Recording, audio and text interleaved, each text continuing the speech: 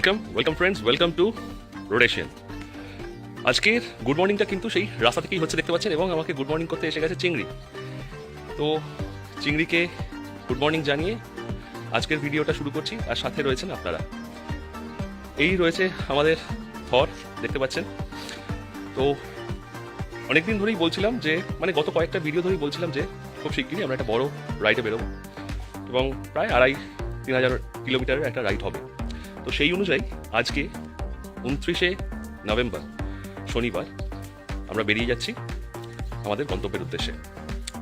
গন্তব্য কোথায়, কোনো রাগঢাক বা কোনো সাসপেনশন, পরে গিয়ে বলছি, পরে গিয়ে জানাচ্ছি, এরকম কিছু নয়।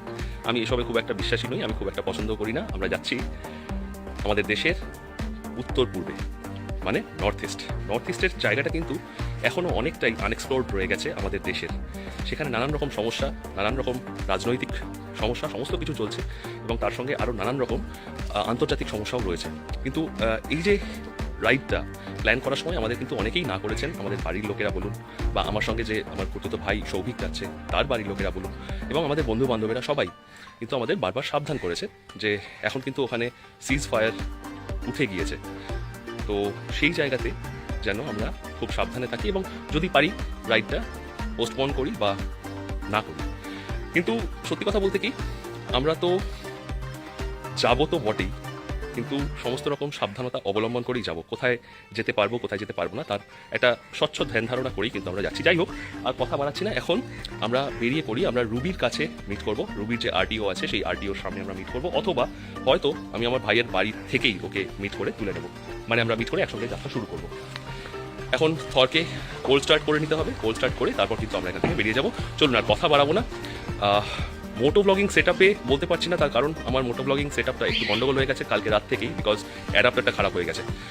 খুব আনফর্চুনেট। চেষ্টা করব শিলিগুড়িতে বা গুয়াহাটিতে গিয়ে আমরা এই ব্যাপারটার একটা সমাধান করতে। যদি না পারি তাহলে এভাবেই আমি যেভাবে হোক, যেভাবে সম্ভব আমি আপনাদের সঙ্গে যোগাযোগ রাখতে চেষ্টা করব থ্রু এই রোডেশিয়ান চ্যানেল এবং এই চ্যানেলের ভিডিও।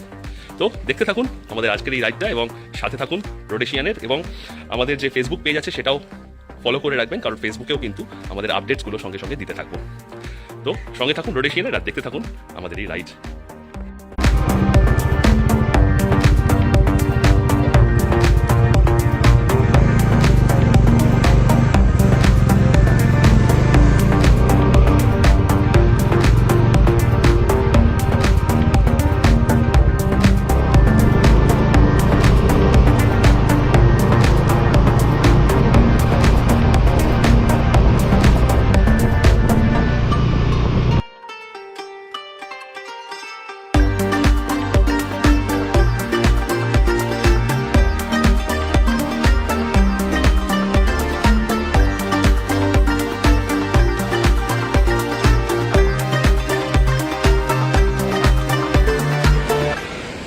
এখন 7টা বাজে, দেরি তো হয়েইছে, বেরোনোর সময় একটু দেরি হয়েছে, আর এখন একটু ওই পেট্রোল ভরাতে আর একটু দেরি হলো।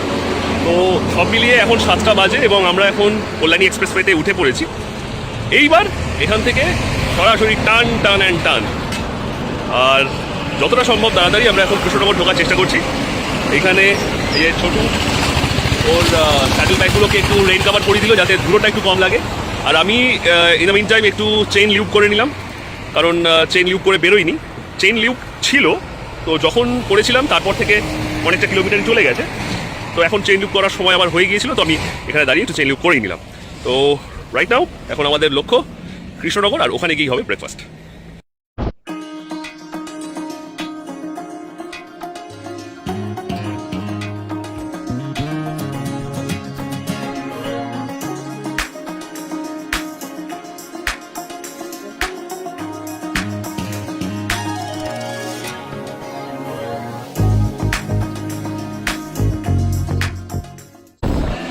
এখন বাজে বেলা 9টা, আর এই মুহূর্তে আমরা এসে পৌঁছেছি কৃষ্ণনগরে।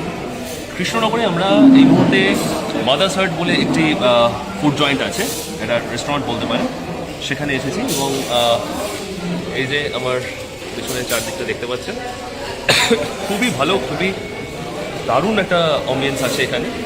এবং এখানে বিশেষ একটা জিনিস আমরা দেখতে পাচ্ছি, আমি দেখাবো। এখানে কিন্তু আমি কলকাতাতেও এটা পাইনি কোথাও এখনো পর্যন্ত, রোবট সার্ভিস আছে। মানে আপনি অর্ডার দিলে, খাবার অর্ডার দিলে রোবট এসে কিন্তু আপনার খাবারটা সার্ভ করে দিয়ে যাবে। তো আমাদের খাবারটা যখন আসছে, আমরা অলরেডি অর্ডার দিয়ে দিয়েছি, আমাদের খাবারটা যখন আসছে আমি ডেফিনেটলি আপনাদের দেখাচ্ছি। এই হলো এখানকার অ্যাম্বিয়েন্স।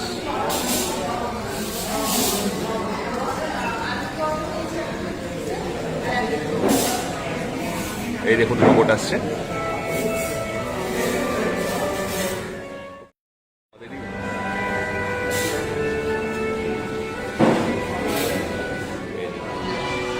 এই দেখুন আমাদের খাবার এসে গেছে। Thank you.